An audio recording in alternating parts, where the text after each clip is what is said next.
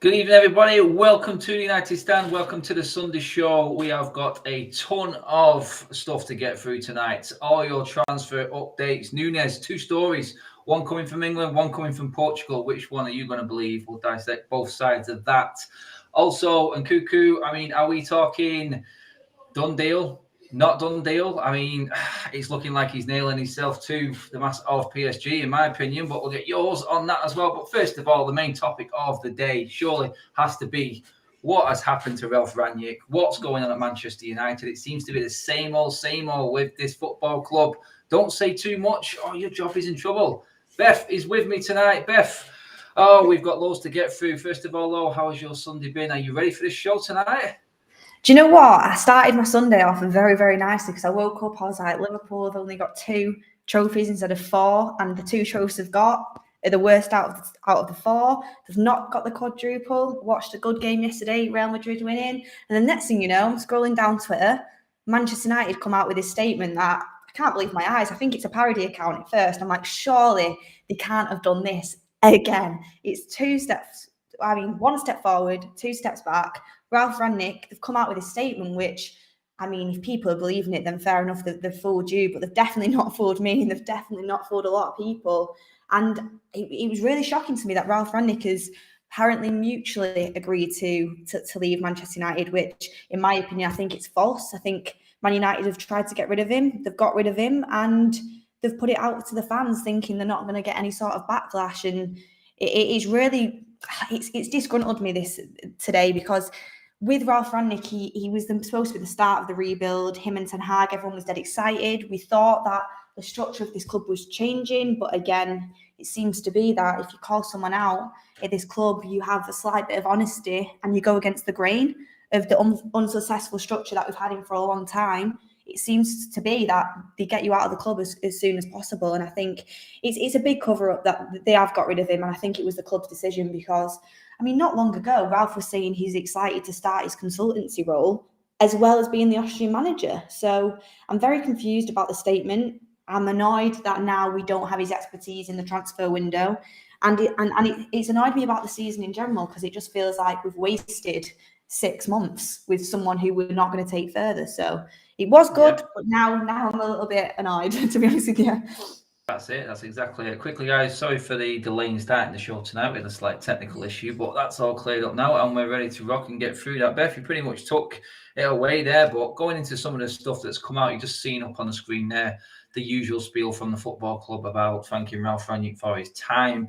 The stuff that's come out, nitty-gritty stuff that we really want to get into and why this has happened. I'm just going to read through one now. After talks in the wake of Manchester United's final game of the season, the club have opted for a clean break by ditching the loose agreements that they're calling it now, Beth, with Rangnick. Loose agreement with Ralf Rangnick. United felt those commitments would make it hard for him to dedicate his time to the club going forward. Them commitments were an international duty with Austria. Now, we all know the hours that Ralf Rangnick was reportedly supposed to be doing. There's no way that Ralf Rangnick couldn't have done both of them jobs. Otherwise, he wouldn't have accepted the Austria job when he did, which was mid-season, knowing that he had a role coming up the following season with Ten Hag at the helm, which he had a big part of, he said, in choosing. So for me, it just looks like the club are thinking, in your opinion, Beth, they've looked at it and they've gone, like you said a minute ago, maybe the Ten Hag and everything going on is going to cover this up. But the fans and the ones that I've spoken to, the ones that have messaged me directly in particular, and I could see it in the chat as well, we're having none of it. Yeah. No one's having their wool pulled over their eyes with this one, Beth. Well, you could pull the walls over the fans' eyes if you thought the fans have been living under a cardboard box for the last few weeks or the last month. We've heard the press conferences from Rangnick. We've heard his comments about starting the consultancy role. And we've also heard news from journalists that have good sources towards the club that have stated that the club isn't happy with Rangnick coming out speaking the way he is. And the club are going to try and usher Rangnick into the background. And we've also managed to leak what kind of hours he would be working in the consultancy role, which I think there was reports that it'd be 1 day a month for 6 hours. If he's going to be doing that, then there's absolutely no reason to think that, is he working every single day of the month in the Austrian job? They're just creating something out of something that they can potentially tell the fans as an excuse, because they've put a few rumours around it already over the last week. We've had journalists coming out saying we're not sure why Ralf Rangnick is taking the Austrian job. I mean, what person at Manchester United is working another job for a different organisation? So we've had leaks coming out around that. But I generally do think Manchester United, Ralf went to them, can I take this job with the consultancy role that I'm doing? Absolutely. These are the hours that we were expecting you to work. And then they've gone, do you know what? We've got an excuse here to try and get him out of the club. And that's exactly what they've done, because if you go against the grain, he's called the squad out, he's called the board out, he's called the recruitment out. And numerous times it's been really getting fans on side as well. I mean, he didn't have a good managerial tenure at Manchester United, yet the fans are completely behind him because of how honest he's been, and because the fans are actually very knowledgeable around people in football right now. So they know that Rangnick's there to build the football club out and to help with the recruitment and to give ideas to the recruitment team about different players and what players are going to fit, to advise Ten Hag. That's what the fans knew he was there to do. So appointing him for a role that he was just kind of fulfilling in the meantime until he could get the manager in that we wanted. And then the fans were excited for him finally to go on and do his role. Now we've got a proper manager in place.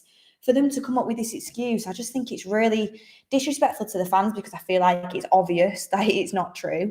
And two, it just shows what this football club's about. I mean, we all thought there was going to be a change.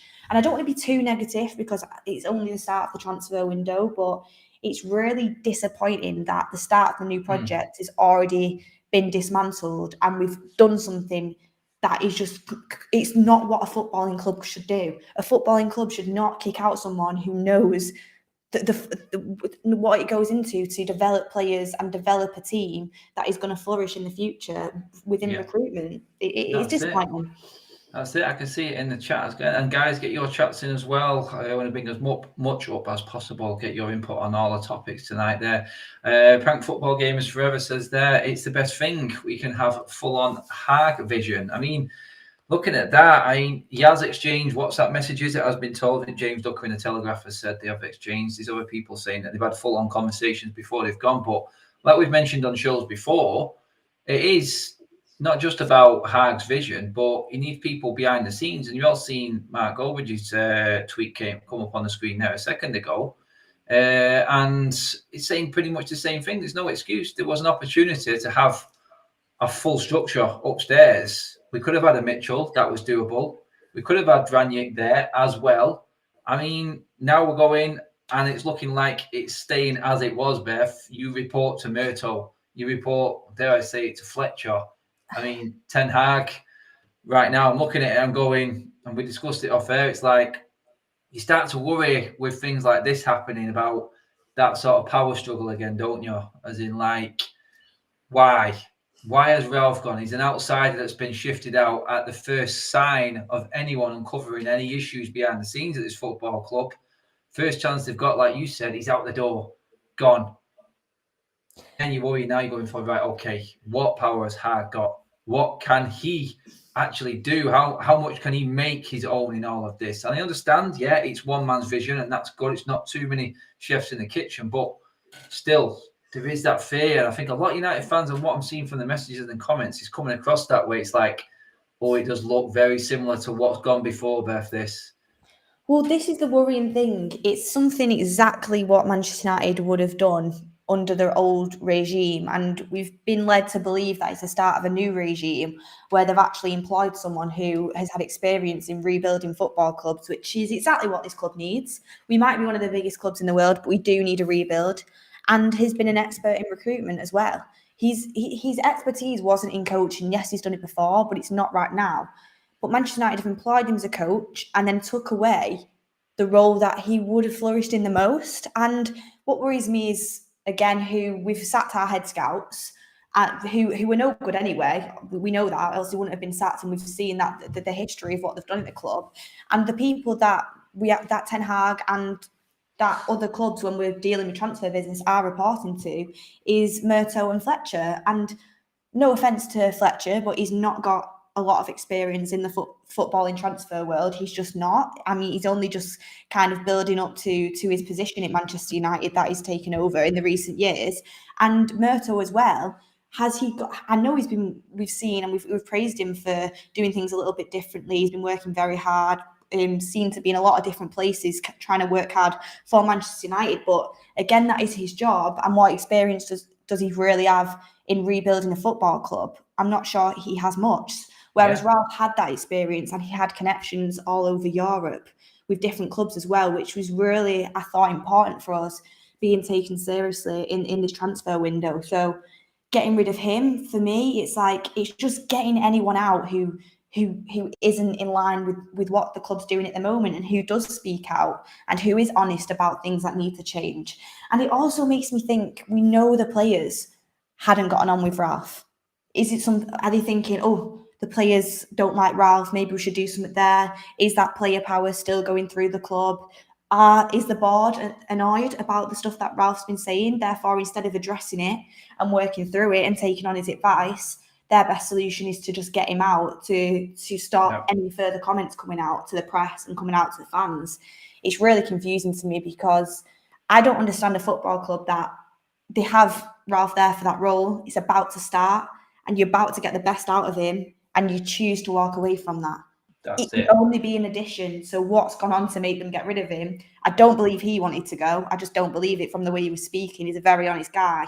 And I feel like he would have spoke it down a little more in his last few press conferences. I feel like it's a bit of a surprise to him. And it's because he was too honest and they were getting outed in the press. That's my honest opinion. That's it. I mean, you said it exactly there. I totally agree with what you said there, Beth. It's like the criticism of Ralf Rangnick was what happened on the pitch. What Ralf Rangnick done off the pitch is what he's more famous for. So that was what was coming this summer, along with the best manager that's out there right now in Ten Hag, which I've got to praise the club for actually getting. But then again, they go, like you said, it's one step forward, two back. It's like giving one hand and taking with the other for the fans right now at his football club. And how the transfer window goes will probably work the same way, I'm guessing. But super chat in here from J Deep says, I believe Rangnick and Eric Ten Hag have the same thinking, but different ways to go about it. It's better this way. So there are a few people actually think Rangnick gone, but let's be honest, was he really going to have that much of a say? And that's the question here. Why? Are they scared that he's going to have too much to say about certain players? Does that then, Beth, lead you into the worry that, we could actually see some of these players that were a problem still maybe here at the football club come the start of next season? Because that's where my mind would start to think as a fan. Obviously, you can look at it in different ways, but straight away I'm like going, yeah, this is the same club that put a statement out against Ralf Rangnick on transfer deadline day in January, which stated that Jesse Lingard was a huge part of this club and will play an integral part towards the back end of the season as we challenge for top four. Then hardly ever played because Ralf Rangnick didn't want him. So the signs were there. There was discontent with Rangnick and the football club. You could see that. But again, going back to that point, Beth, it's like, why would you let him go when you knew you had a wealth of experience in a position there that can help a rebuild and is what Rangnick is a master at in a way? Yeah, it worries me about, I mean, I'm obviously very, very happy about the Ten Hag appointment, but it worries me now if he ever is to go against the grain, as we've been saying, and go against what the club were telling him, would he get the same kind of treatment? Obviously, he's here on more of a permanent deal, so there is going to be more leeway, and apparently he is promised to have a lot of control in the transfer window. But we've seen what happened with Ollie in his press conferences. He would never, ever, ever speak out against the board and what was happening behind the scenes and the players. He just never would. And now I think it's becoming obvious why. I think that it was the way he was as well. But if you do, then question marks start getting asked of you. And there's more. That was it there, Beth. Sorry, it's like William Brooks says there. Murto didn't want Rangnick, he wanted Ten Hag, and the board overrode him the first time. It's like, how much power has Murto got on all of this? And that's the question. It's like another super chat here from Vinit says, we have had a lot of praise earlier from Murto. However, I believe Ed was so bad that it makes Murto's mediocrity look good. Liverpool City have already had players coming in and we still have no exits. That's a fair point. We're not really moving. I mean, Aston Villa, we talked about them and how they're rebuilding. City, Liverpool already. I mean, it's only because Chelsea haven't finalised their takeover that we're actually talking about Chelsea having made moves. I'm guessing they would have already, but we're falling behind already, Beth. Do you know what? The only positive you can take is at least Rangnick has had the phone call with We have Ten spoke Hag. with him, we know that, yeah. Yeah, so he has been able to feed over some information, but then it leads me to think, do people in the club know about this for a lot earlier? Is this why the players weren't playing for him even towards the end, knowing that he was going to be having them conversations with Ten Hag? It really does give me question marks over the club and what's going on behind the scenes, because the reason you have these question marks is because I don't believe anything that comes out. So you start wondering what is going on behind the scenes. But I tell you what, there's so much pressure on this transfer window now for them, even more, because a lot of people expecting Rangnick to be involved in this and had high hopes because of that. If they screw up this transfer window, everyone's going to be coming back to this decision to get rid of him. And it really is a lot of pressure. And Adam as well, like, you really rated Ralf, and just quickly wanted to get your opinion on it. Are you gutted about this as well?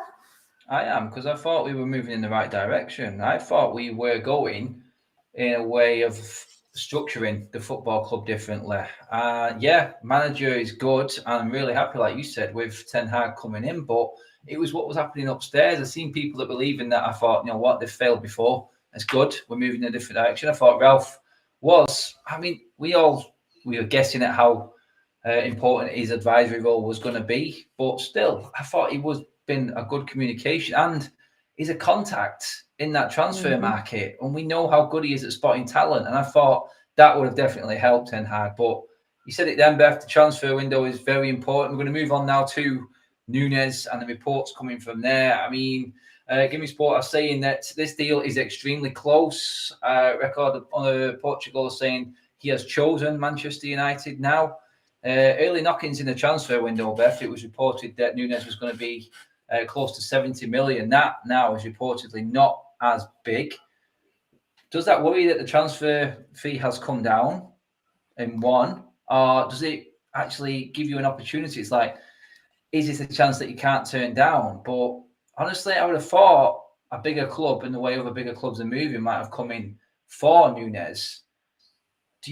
Are you concerned with the player himself and why no one else has actually sort of snatched him up right now? Because we're seeing a lot of big moves in Europe right now, and he's there, and we're still trying to convince him. Is that a worry for you as well? Well, with the whole Nunez situation, is a player that when we've looked at other players in the transfer market, like De Jong, Timber, players like that, I've got very, very strong opinions over whether I want them at the club, whether I don't want them at the club.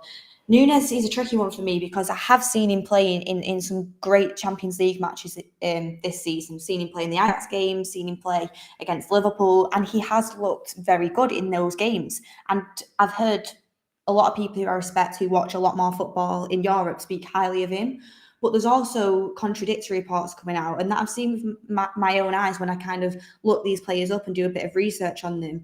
He isn't, I don't think, at the level that a lot of people think he is right now. I do think there is room for progression, and I think adapting to the Premier League for any striker, especially at 22, is going to be a little bit difficult, and I do think he will adapt, and I definitely think there's massive potential there. But with his hold-up play, which we know is one of his weaknesses, but I'm not saying it's a massive weakness, which means we shouldn't buy him.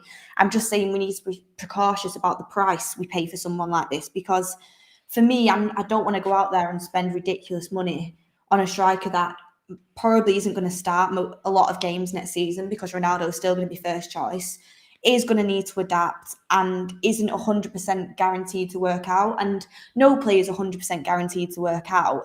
But I just don't see him being worth the money that he is touted for. I definitely think if we bought him, I'd be very excited. It's a very good prospect. And I think it's the ideal situation because he can learn under Ronaldo. He is going to get game time because we're in a lot of different competitions next year, and he has got a very good coach that wants to develop him. So I think it's definitely big potential for him to be able to take over that number 9 spot next year. but it's got to be for the right price. And there is reports that Liverpool are interested in him, maybe because of the Mane news leaking out as well, that he's going to be leaving. But personally, I think Klopp probably knew about this, and that's why Diaz came in January. But there is meant to be a lot of other clubs interested in him, but there's not really much movement yet. I do think it's something that if Manchester United wants him, they need to move quickly. But I think they need to make sure they are paying the right price in the market, because I mean it's one season that he's really been talked about highly. So just don't get carried away with it, in my opinion. That is the ultimate worry, isn't it? Patorius Rex there says Erik ten Hag should be worried. The board are showing that they don't have a plan and can be erratic with decisions. Why hire a director of football as an interim? I mean, the club have stated they've fully backing themselves in terms of that stopgap, which give them time to bring in Erik ten Hag with the appointment of Ralf Rangnick. But it's going back to the Nunez and the transfer. It's like you're looking at it, Beth, and you go in there. It's like you said, then it's one season. It's a transfer window where Erik ten Hag needs to hit the ground running.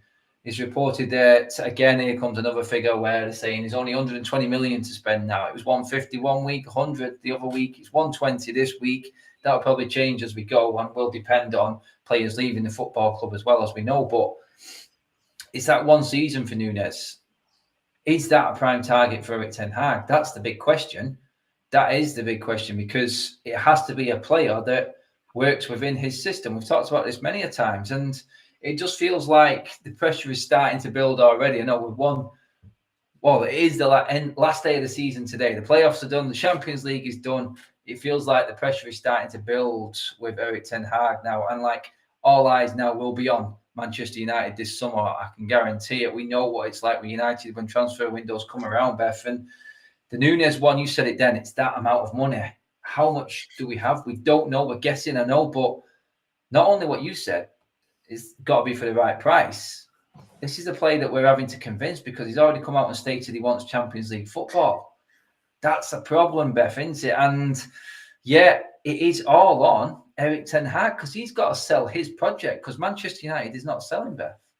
This is why, as well, I feel like we need to move quickly on deals and figure out the basis of the deal and how likely we are to secure the player and secure the price very early on in the transfer window, which is why preparation should have been already done and hopefully have been done. But a few various reports, I don't know if that actually is it has happened, considering apparently with Timber and Torres, we're not sure which one to go with. Now with Nunez, he's a name that has been scouted, but we've only heard that within the last month. We've not heard it before that, in my opinion. And Nunez is a name that is massively circulating at the moment.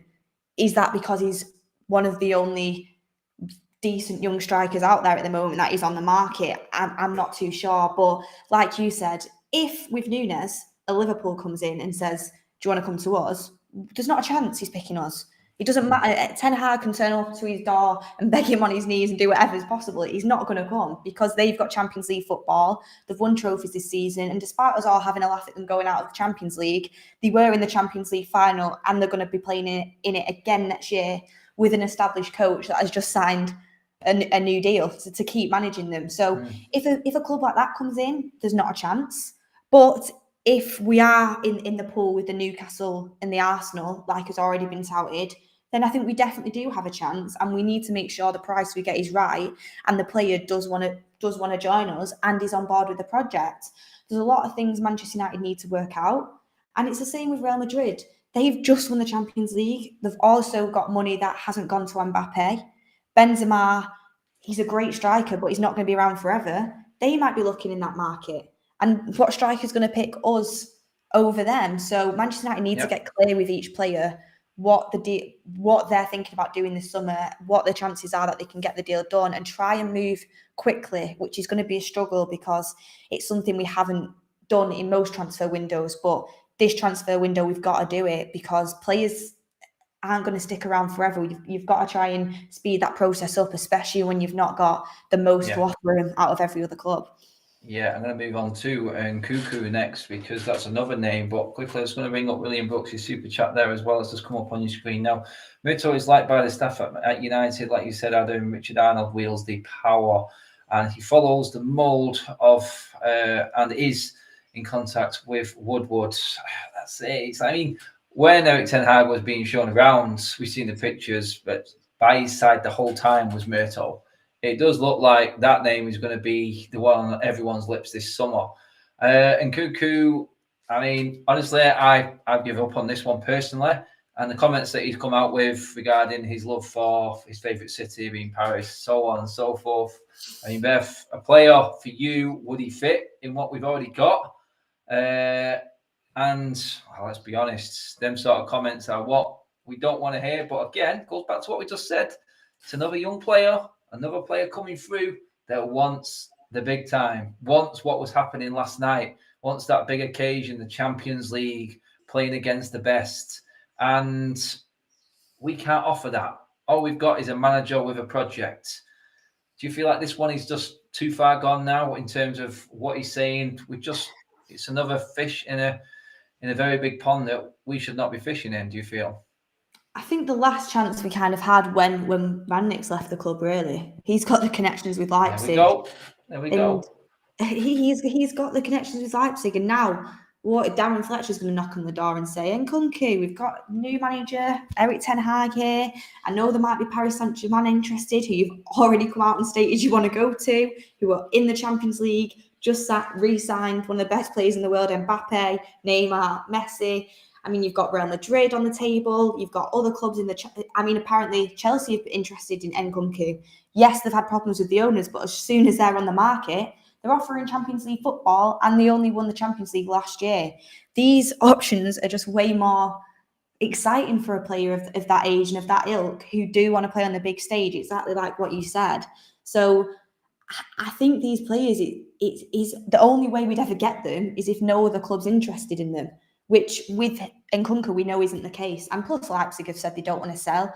And when they do sell, from his comments, I don't think he'd come out and say that if he wasn't wanting to definitely go over to PSG. So I don't think there's any hope of getting Nkunku, which is really disappointing to me because I think he's a brilliant player. If you ask me Nkunku or Nunez at the moment, just to be fair, I probably have seen more of Nkunku, but I do like the look of him. He can play in different positions across the front line. And I think he's the type of player that would work under Erik Ten Hag. So I'm a bit disappointed about that one, but I don't see United being in for that deal. And I don't see us being viable and able to get it done either.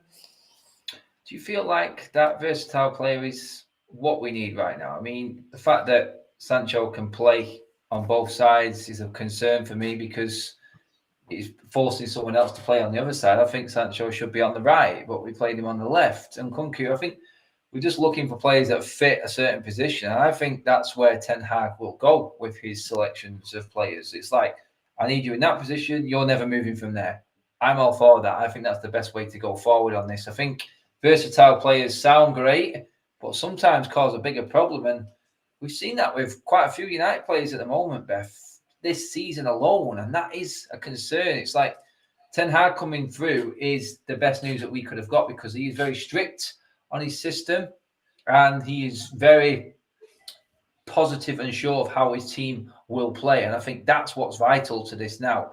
There's rumours that both Ajax defenders, Beth, obviously we know about Jurriën Timber, but also we've got Lisandro Martinez as well as a centre-back. There's a lot of names just being floated around. Like that was the Times who brought up the Martinez one as well. But I think as we go into the window, Beth, I think it's going to be quite clear that we are going to be looking at a group of players. It's the names that are coming out are very similar names every single time that we know negotiations and reports. I think the Timber one we can sort of look at, yes. The Nunez one, I mean, for me, like we just discussed, not completely sold, like yourself. Obviously, at De Jong, that really is where we need to be looking, that spine of the team right now. And I mean, I'm all for Timber. I think I discussed it the other day. I'd have Timber over Torres all day. I just think he's suited better to what Ten Hag is doing as well. And I think for me, I don't know about you, Beth, it's like you have to move quick. I know the pre-season tour is coming up very, very soon. There's no time to rest, but we've got all is coming back as well. But it's going to be difficult for Ten Hag to balance everything. And I know I don't want to keep going back to Ralf Rangnick, but he would have been there to help.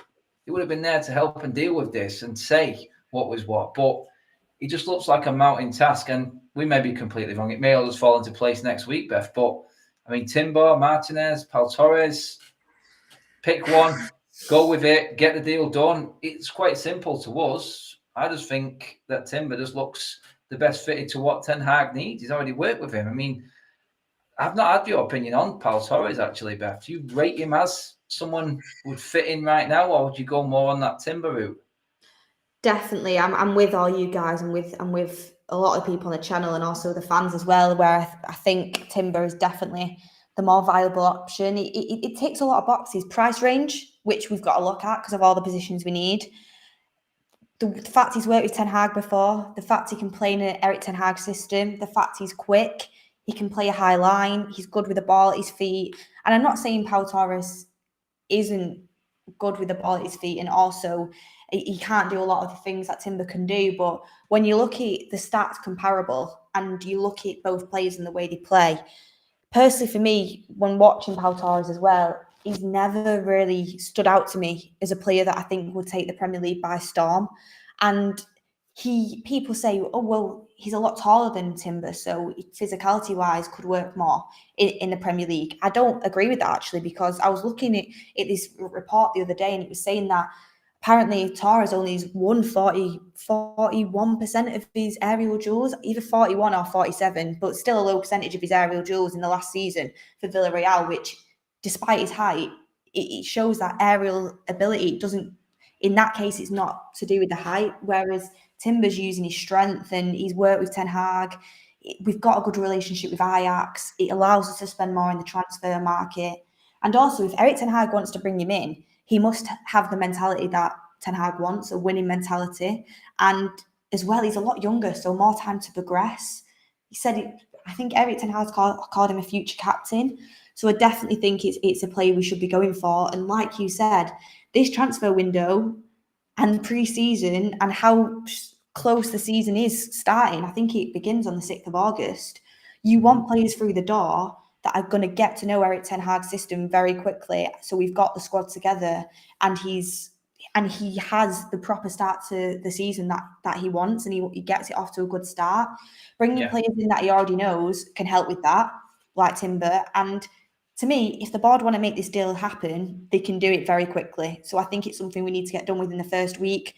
Get Timber, move on to the next, move on to the striker, move on to the midfielder, and just try and get these deals done pretty quickly, because you want them in for pre-season so everyone's organised and everyone's on the same page. So yeah, and everyone knows Ten Hag's system very, very quickly. I just want to bring up a couple of super chats that went through there because they're quite important. It's like Santino says there, all the analysing Ralf has done, we can just wipe our ear ends with it now. A pointless 6 months just sums up this club over the last 10 years, pretty much.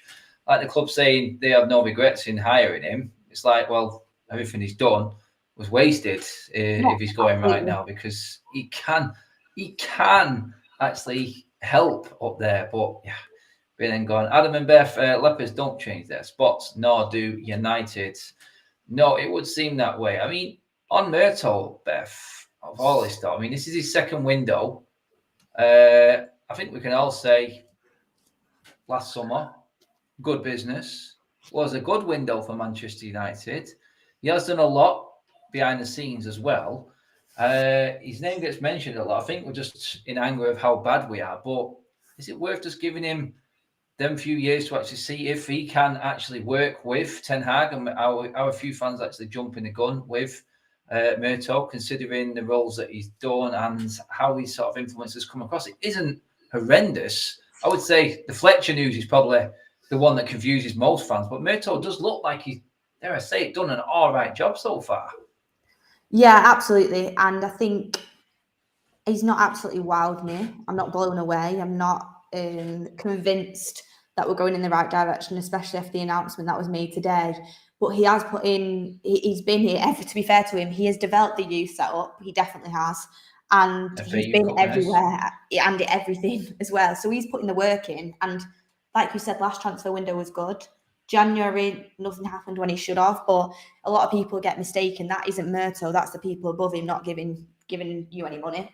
And I think this summer, you shouldn't be looking at the money we're spending, because that's not what he's necessarily in charge of. What we need to be looking at is how we go about our business and what players we do go for, and whether Ten Hag gets the players in that he wants, whether we get players shifted that need to go. And I think after this season, 2 summer windows, you can properly judge him. But it's so far, I wouldn't say I'm majorly impressed, but so far so good. And you've got to give him that chance to kind of show what he is going to bring to the club. But so far, he has had some positive impacts. Yeah. Sean Finity there says, if you don't trust the manager you've hired, why bother hiring him in the first place? Good point. Quite simple, but straight to it. You have to be able to trust Ten Hag. There's just a quote here from the Times that I want to bring up on what Ten Hag is actually dealing with, which reads, the poor attitude of some of the Manchester United players, particularly those who sulked after being left out of the team, just added to the malaise. Others were confused by some of Rangnick's tactics and the methods of his coaches, included Chris Amas. I mean, Beth, you're a professional footballer. Fundamentally, you should be able to adapt to whatever comes through that door. And all you have to do is listen and take on board. I mean, there were players under Rangnick that got better. So what's the excuse of these players, like the Times reporting? Is it a case of just that pure attitude around these players and the culture around the football club now? Because that's what Ten Hag has to get a grip of more than anything. Because players coming in can be great, and we've seen this with a lot of players. But the key behind this and that statement there, why I wanted to read that out, was it's like all the players coming into this football club, Beth, all hit the ground running, it seems, have great starts. Look at the last 5 or 6 players that have come in, bang, bang, bang, and then they go into this United sort of rhythm. They get used to playing with this squad, and they all drop down that level every single time. We've seen it with Bruno, Wan-Bissaka, Harry Maguire, even Dan James when he came in. Cavani this season just not willing to even get involved. Whether or not that's part of the squad, you never know. But the consistency of the decline of players that do arrive at the club and are brought in is there for everyone to see year on year. Why is that? There is something going on that training ground, and that's where the problem lies, and where Ten Hag has to come in heavy-handed. And how the club going to back it? That's the biggest concern of me. Not so much the market. I know we will end up buying players, Beth, but what goes on in that training ground, how much power a manager has, because it's quite clear Rangnick had none. What gives you the confidence that Ten Hag is going to get that same respect?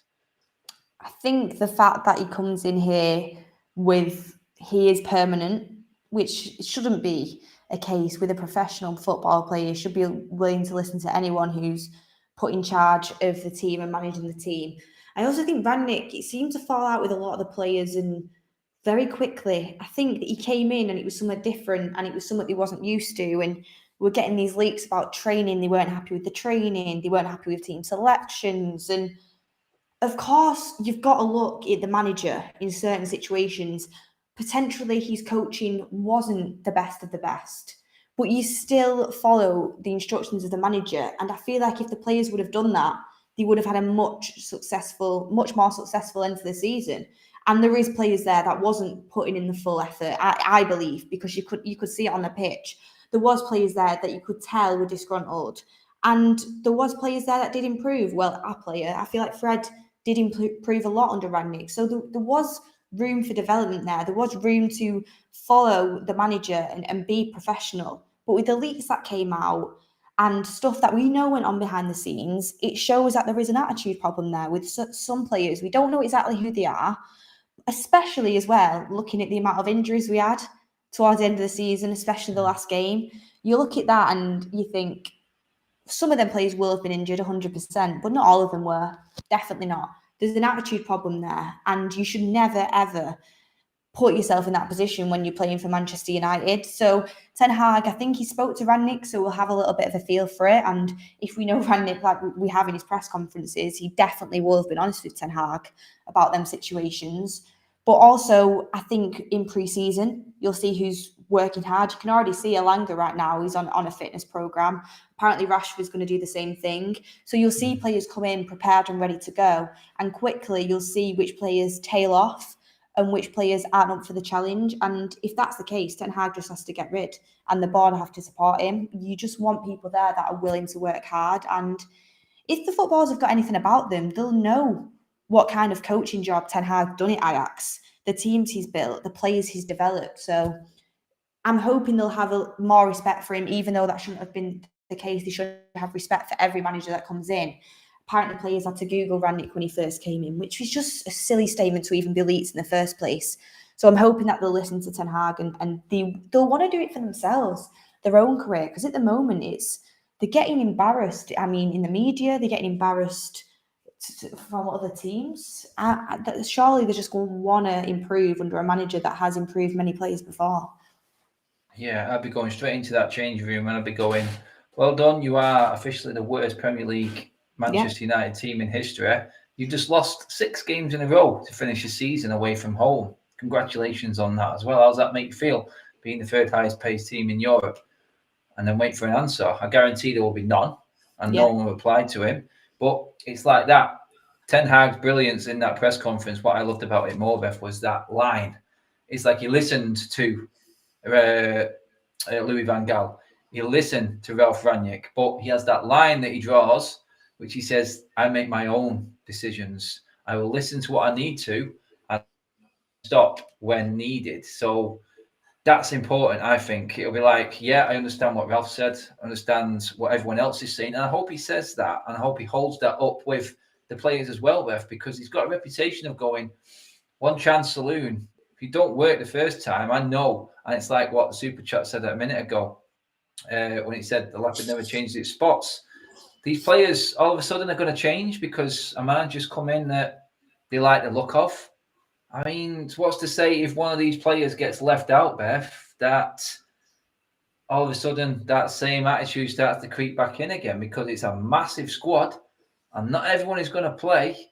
And youth system players are coming through. Murto is at the forefront of that. And if he is talking to Ten Hag, he will be bigging that up as well. I'm just going to bring up, before you come on there, a comment from Remy Morgan there. He says, I don't want us to neglect the academy. Exactly that. Recruitment and development equals success. I feel Rangnick was too recruitment focused. I'm keeping faith in the new Ten Hag structure. Let's not scapegoat Fletcher. I always said if Fletcher was a DOF does deal with, like Murto, that you've set up the academy, Beth. The best thing I can see from Murto in his position is what Ten Hag does with youth and how much Murto is invested in this Manchester United youth team. I think that's a good combination. Fletcher being a former youth player, academy graduate himself, works well for that. We just needed that little link upstairs, didn't we, just to bring the recruitment in as well. We nearly got it right, Beth, but like you said before, it's that one. It's taking with what he's giving with one hand, taking with the other. It's like, oh God, frustrations. But that tight-knit connection there with that youth setup, with how good that team is right now. And we're going to move on to Jimmy Garner as well in a minute and how well he's done at Forest, and congratulations to them today. But that connection there, Ten Hag, Fletcher, Murto, on paper, should work, Beth, when you look at it. I hope so, and I hope it does. I mean, I'm gutted, obviously, Ralph's not there because he had the European connections and he's got the experience, but the youth team has been building and it has grown in its stature, and we have been getting players earlier on in the career to develop them. Garnacho is a good example of that. We went and got him from Atletico Madrid and we got him at a good time, and he's really, really excelled, and we have improved our youth setup, definitely. I mean, you can tell that by the cup they've just won, which they've not won in, I don't know how long it was, but in a very long, exactly a long time. And I do think Ten Hag will want to utilise that. He's used to utilising it at Ajax. He's used to having a brilliant system around him. And I'm not saying that we're at Ajax's level, but with a great manager, his style of play will start running through the entire club. And we've seen Ten Hag on the first day, the way he went into the Man United store, the way he went to the canteen, spending all of this energy, getting to know all the staff, getting to know all the people. I 100% he'll be involved in getting to know a lot of the youth players, and he'll definitely stay updated on their progress. And I think he comes in as a fresh pair of eyes where no one's above anyone. If you're good enough, you're going to be in Ten Hag's setup and you're going to be getting a chance. And when it comes back to them players who might kick up a stink because they're not in the starting 11, Ten Hag will have to deal with them accordingly. He's done it before. he's had to deal with players before. I think we were talking about on the show when he's got rid of players in the past that look very promising because of attitude problems. So he'll have experience in how to deal with it. And to me, in the press conference, like you said, he seems very assured in his own opinion. And he walked in and his answers assumed like, I am the boss here. I'll give you as much information as I want to give you. After that, I'm not obliged to go any further. And I think he really did kind of lay down his authority. And I think that's definitely going to run throughout the club. And I think the players are going to be less inclined to leak things and less inclined to kick up a fuss after the intense pre-season they have. Because like McLaren was saying, he's planned every single detail of that pre-season. They will know he's serious and he won't put up with it. So I feel like players often, and it comes with a lot of people, they'll push the luck so far as they know as far as they can go. If they know that under Ten Hag, if they have done certain things that they've done under Rangnick's tenure, they're going to be out of the team and they're not going to get many chances back in there because he's going to deal with that accordingly. I think hopefully you'll start to see a more authority figure that has control. I'm just hoping he does get that control that he does need. That's it. I mean, JD, I'm not going to go into expectations yet. I'm going to save that for a show closer to the actual day of the season. I want to see a bit of pre-season first, my man. But other than that, Beth, it's like you're looking ahead now, and like you just said there, the expectations, what the fans have got now with what Ten Hag is bringing, what McLaren has said as well. The players coming back will look at this as well. The players from loan I'm talking about now. And I want to get into Jimmy Garner in particular. Obviously, a massive success, which is a rarity for a United player to actually have a good loan spell because they don't usually do. We've seen a few flops, well, quite a few actually. But Jimmy Garner is absolutely loved by Forest fans. And congratulations to them today again for getting up to the Premier League. That's an away day I'm looking forward to, actually. But Jimmy Garner in there, part of a successful team. He's seen a manager come change. I mean, they were bottom until the new manager came in. And Jimmy Garner has seen what that can do. He's gained that experience from going from rock bottom to the top. He will be chomping at the bit thinking, I've seen that through. I've done that. I've actually adapted and got better through a season. I feel like I'm ready. It's the right age. Ten Hag coming in, working with the youth. Jimmy Garner is going to be one on the edge of every United fan's lips, Beth. It's going to be, can he come in? Will this work? What do you reckon to Jimmy Garner? Has he got a chance, or is it because there's so much going on right now at the club? Is it an unfortunate time for him and he may miss out? I think one more year on loan, but at the same time, it's really hard for me to say that because watching him today and watching him throughout his campaign for Forest, he's looked better than our midfield. He's definitely been better than McTominay. You stick McTominay, and no disrespect, in that team today, he's not pulling off half the passes that James Garner was. So it's hard to say that, but I do think getting used to the Premier League with a club like Forest that he knows, and I would actually extend his loan in Forest. I wouldn't move him to Leicester or Southampton. And then bringing him back, 22, to work under Ten Hag. Hopefully he's had a successful Premier League season. I don't think there should be so much pressure on him to kind of come in now and be that difference. And then if he doesn't get the game time, he might as well have been on loan. So I think I'd give him one more year on loan just to kind of see what he's about. But in the Premier League, I mean, we know he's really good, but adapt to the Premier League, playing every minute, I think it'd be really good for him. But also, it's hard for me to say that because I am aware I think he could come into this first team, but I don't think we want the same thing happening with him as what happened to Alanga this year, where they shouldn't really be in the first team week in, week out, but we have to put them in because of the squad issues we have and the quality issues that we do have. So it's a weird one. I wouldn't be disappointed if he did come back because I think he's a great talent, but I also would be happy for him to go another year on loan. It's a bit of a sit on the fence one kind of from me there. It is. And again, it comes down to the pre-season, Beth, and what these players do and how they impress, because Ten Hag will look at this. He will know what he needs. He knows how his system works. And if Jimmy Garner works in pre-season, we could actually see him. I'm sort of like, I'm with you and half not with you in terms of him coming through this season, because I just feel like there's that much to deal with. It was a settled team. and maybe Ten Hag had a year in, and we knew the direction we're going, Jimmy Garner might come back in. So Jimmy going back out on loan, or just staying with Nottingham Forest, actually somewhere where he has actually progressed and done really well in the Premier League, may actually benefit him even more. But I mean, if we don't know, pre-season is going to be a key, very, very key. Definitely. It's a small one, it's a short one, and Ten Hag has to work quick, like we've said many a times. But I just want to get your opinion quickly on another one that came up this week, and this is split massive opinion. And N'Golo Kante. I'm not sure if you've spoke or said anything on Kante. And guys, in the comments, let me know, because I'm intrigued personally on this one about people see Kante. I've seen people say he's been on a slow decline for so many years now.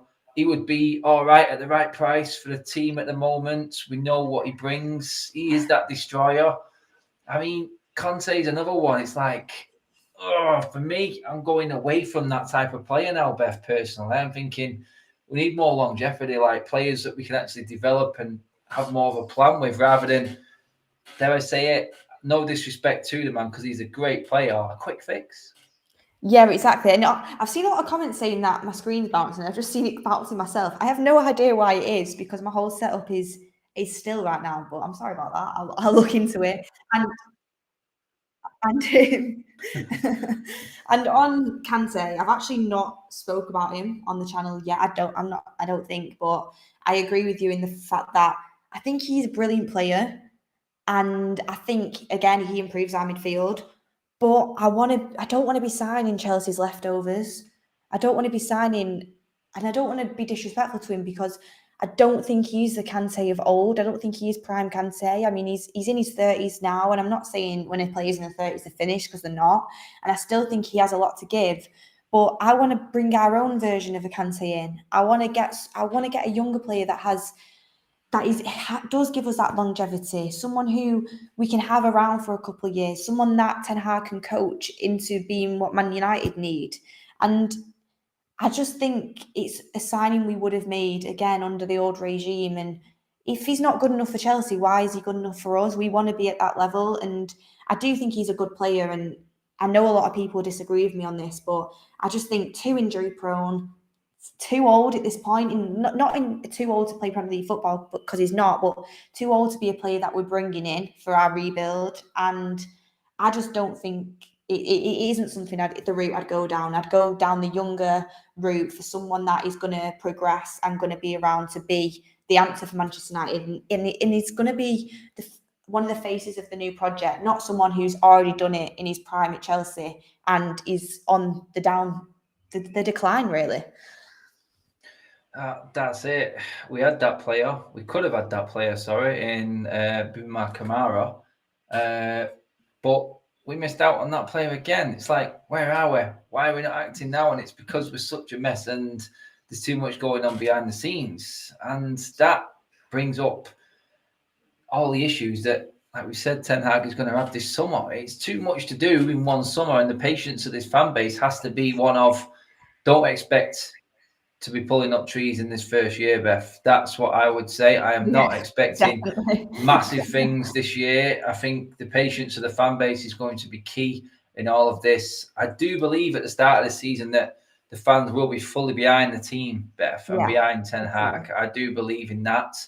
And if we do get off to a good start, then it could be that new chapter in Manchester United's history. But it all does depend if then players can rebuild, most importantly. I know Ten Hag will have a say on this, but then players have to show us, the fans, an awful lot to convince us that they are going to be the team that takes us up again, that takes us back to where we should be, Beth.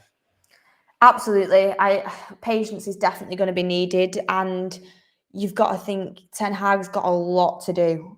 I don't think this summer is enough time. It's really not. He needs a couple of transfer windows. He needs experience with the squad. He needs them nights in the Europa League to give players a chance that he's not been able to fully analyse. And he needs to be given a time to analyse the full squad, get a team together that is going to be able to play his system and implement that system to its absolute best and build his team.